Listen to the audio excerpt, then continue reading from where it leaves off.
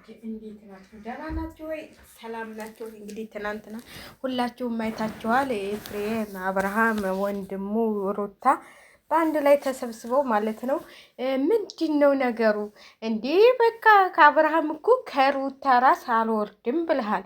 ካረ ሩታ ቪዲዮ አሰራም፣ ካረ ሩታ ቻናልህ አይደምቅም። በቃ ተዋት ልጅቷን እንዴ! አንተ የራስህን ኑሮ ኑሮሃል፣ እየኖርክ ነው። ከወንድምህ ጋር ታለህ ንግግር፣ ለወንድምህ ጋር ተነጋገረ። ሩታ ምን አገባት ስላንተ? በቃ አለቀ። እሷም የራሷን ህይወት ጀምራለች፣ አንተም የራስህን ህይወት ጀምረሃል። አንተ ነህ ቀድማት የጀመርከው። ስለዚህ ዝም ብለህ በለባው በከፋውም በእንትሩም እየጠራ ህይወቷን አትበጥብጥባት እንዴ! በቃ የራሷን ህይወት ጀምራለች። አንተ ከሄርሜላ ጋር ሽማግሌ ከአንድ ወር በኋላ ነው ሰርጌ ብለህ የለም እንዴ? ደግሞ እንዴት ነው እናንተ ሊንጨጩን አሳድጎ የመጣው ዛሬ ደግሞ ህይወቴን ጀመር ያለው ብለሃል። ከወንድም ጋር ያለህን ንግግር ወንድም ጋር እዛው በራሳችሁ እንችላችሁ መፍታት አለባችሁ እንጂ በትንሽ በትልቁ ሩታ ታልገባችበት ቻናል ላይ ደምቅምና ሩታ ትግባበት። በቃ ሁሉን ነገር ሩታ ትግባበት። ሁሉ ነገር ሩታ አለችበት። ያን ከአንተ ቻናል ሩታ ተለለችበት። ይኸው ምንም የሚለቀቅ ነገር የለውም፣ ወይም በማንም የሚለቀቅ ነገር የለም። በቃ አንተ ሩታ መድመቂያ ስለሆነች ሩታ ከጎን እንዲጠፋ አትፈልግም። ሩታን ማግኘት ሁልጊዜ ትፈልጋለች። ለአፍህ ግን አይድረሱብኝ ትላለህ። አይድረሱብኝ እንዴ? እሷ አልጠራችህም፣ ራስህን እየጠላህ ትሄድከውና ሩታን ለቀቅ አድጋትና በቃ የራስህን ኑሮ እየኖርክ አይደል? እንዲህ በቃ እንዴ በራስህ ቻናል ራስህ እየሰራህ ለቀቅበት። ሩታ ተለለች፣ በቃ ቻናል አይደምቅም እንዴ? እኔ ሁልጊዜ ነው የምላችሁ፣ እውነቴን ነው የምላችሁ። አብርሃም ሩታ ተለለች ቻናሉ በምንም ነገር አይንቀሳቀስለትም። በቃ በዛም ይበል በዛም ስበብ ፈልጎ ሩታን ማግኘት ይፈልጋል። ከደስታ ጋር ስትጋባ እኮ ወደ አንተ መንጣቷን ታቆማለች። እንዴት ልትሆን የሱ ጊዜ ቻናልህን ልዘጋው ነው እንዴ? ጉድ እኮ ነው ዘንድሮ። እና ካለሩታ ቤቴ አይሞቅም እኮ ነው። አሁን ያንተ ለአፍህ ነው እንጂ እንደዚህ እንትን የምትወራጨው ካለሩታ ምንም ነገር እንደማይሳካልህ ታውቃለህ። ኤፍሬም እውነቱን ነው፣ ትክክለኛውን ነገር ነው እየነገረ የተዘጋጀልህ ወጥመድ ውስጥ እየገባህ ነው ብሎሃል። የማትወጣው ወጥመድ ውስጥ ነው የገባኸው። ከአሁን በኋላ እኔ ምንም ነገር እዚህ ጋር እንትን ብትል አንተ ጎን ምንም አልቆም፣ መረታ ጎን ነኝ ብሏል። ለምን የሚያውቁት ነገር ይኖራሉ። ቤተሰብ ዝም ብሎ አይደለም አንድ ሰው ለህይወቱ አስፈላጊ ሲሆን ተሆነች ሴት ሊመርጥለት ይችላል። ግን ለህይወቱ አስፈላጊ ታልሆነች የሆነ ነገር በጎኗ የሚወላ ነገር ተሰማ ቤተሰብ አይፈልግም፣ እንድትወድቅም አይፈልግም። አንተ ግን በቃ ፍቅር አውሮ አይንህን በቃ ይሄንን ብለህ ደግሞ ምን መስሎ መጣ? እናታችሁ የሆነ እንትን መስሎ መጣ። ዛሬ ደግሞ ጉማሬ መስሎ መጣ። እውነቴን ነው የምላቸው ጉማሬ። ጉድ ፈላ። እንደው ዝም ብለህ እየዞርክ ከሄርሜላ ጋር እየዋድክ የነገን አታስብም? እንዲህ እንደዚህ ብለህ የመጣው ይህ ምን ስፖርት መስራት ነው? ከሩታ ጋር እያለህማ እናቴ ጀግና የሆነች ለአላማ የምትኖር ሴት ስለሆነች ለአላማችሁ ብላ እንደዚህ እንድትሆን አትፈልግልህም። ለምን አላማ አላታ እሷ እች እኮ አላማ የላትም። በቃ የፍቅር ነው የሚያጫውታት። በቃ ፍቅር። አሁን ደግሞ ሽማግሌ ዝም ብላችሁ አትጋቡም እንዴ? ምን ሽማግሌ ነው? በአደባባይ ካርድ መጋባት አለባችሁ። በዛው ጨርሱት። አሁንስ በዛ የእናንተ ደግሞ እንዴ ካለ እናንተ እንዴ አንተ ነህ እንዴ ይቶ ፈተህ ሌላ ሴት የምታገባው? ስንት ሴቶች እየተፋቱ እየተጋቡ ነው እንዴ? ያንተ ደግሞ በዛ ደመቅ አረከው። ካለ ሩታ ቻናል አይሞቅም።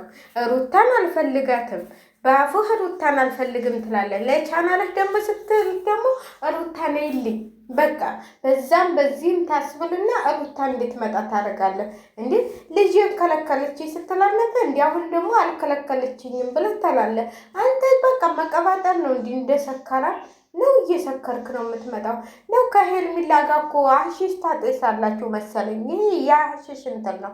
ስለዚህ ጉድ እኮ ነው እንዴ ካለ ሩታ ቻናሉ ቪዲዮ አይሰራ ካለ ሩታ ምንም በቃ የሆነ ነገር አይሰራ። ሩታ በቃ ተወች።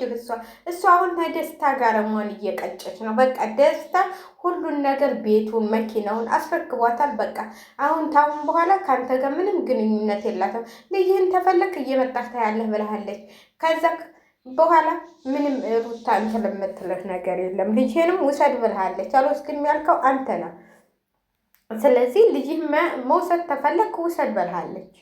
እሷ የራሷ አቋምና አላማ ያላት ሴት ነች። ስለዚህ ከዚች አላማ ቢስ ጋር እየተገተትክ ማለት ነው። እየተገተትክ ከቤተሰቦች ጋር አትለያይ። ከቤተሰቦች ምንም ቤተሰቦች አንዲት ያቺ ምን ነበረች አንተኑ የመሰለች ማለት ነው። አምሳይህ ነች እሷ። እናንተ አንድ ናችሁ። እኔ ሁለቱ ግን ወንድሞች አይመስሉኝም። ወይም ጋሽዬ ከሌላ ሴት ወልዷቸው መሰለኝ። እንዲህ ልብ የሰጣቸው ማለት ነው። እንዲህ የተረጋጋ ልብ የሰጣቸው የተረጋጋ በቃ አይምሯቸው ብዙ ነገር የሚያስቡ ልክ ነች ሩታ። ኤፍሬም ብዙ ነገር የሚያስብና አስተውሎ ሁሉንም ቁጭ አድርጎ የሚመክር ነው። እንኳን እኔ የምመክረው አለችም። እኔ ስለሱ አውርቼም አልተላለለም። ትላልቅ ሰዎችን ቁጭ አድርጎ የሚመክር ነው። ታላቅን የሚመክር ነው። እንኳን እኔ እሱን ልመከር አለችም። ስለዚህ ታናሽህ እንደዚህ እንትን ሲል አንተን ለዓላማ ግማሾቹ ደግሞ ኤፍሬም እንትላንም ሊያፋታ ነበር። ሄልሚል ማነች ሀይሚና ብሩኬ እንዴ ታዲያ እህቱ አይደለች እንዴ? ወንድም ለመቼ ነው እህቱ የሆነ ነገር ስትበደል ዝም ብሎ የሚያይላችኋል እንዴ? እናንተ ምንድን ነው የምታወሩት ማለት ነው? ማንም እኮ ወንድም ተለላችሁ ሁሉም እየመጣ ነው የሚዘፍንባችሁ ማለት ነው። እህቱ እስከሆነች ድረስ ለእህቱ ጠበቃ መሆን ያለበት ይኸው። ከዛ በኋላ ነው እንኳን አጣላሃን እንኳን መጣህ የሆነ ነገር ፈጠርክ ያሉት እሱን አመሰገኑት እንጂ እናንተ እንደምታሙት አይደለም። አንድ ያደረጋቸው እሱ ነው። እንደውም አንድ ያደረጋቸው በሱ የተነሳ ነው። ለኬ ወንድም አላት ወይ ብሎ ስነ ስርዓቱን ይዞ ቁጭ ያለው ከዛ በኋላ ነው። እናንተ የማያገባቸው ሚዲያ ላይ እህቱንም ሊያፋታ ሀይሚና ብሩኬን ሊያለያይ ነበር። ኤፍሬም ዝም ብሎ ነው። ኤፍሬም ነው ከዚህ ሁሉ ፍቅር እናንተ የሰጣቸው ማለት ነው። እነሱም አመስግነውታል። እድሜ ላይ ኤፍሬም ባይመጣ ኑሮ ብዙ ነገሮች ይከሰቱ ነበር። ተስማምተን መኖር አንችልም ነበር ነው ያሉት። እናንተ ሚዲያ ላይ ወጣችሁ ኤፍሬም እንደዚህ አድርጓት ሀይሚና ብሩኬን ሊያለያይ ነበረ። መቼ አለያያቸው? አፋቀራቸው እንጂ መቼ አለያያቸው?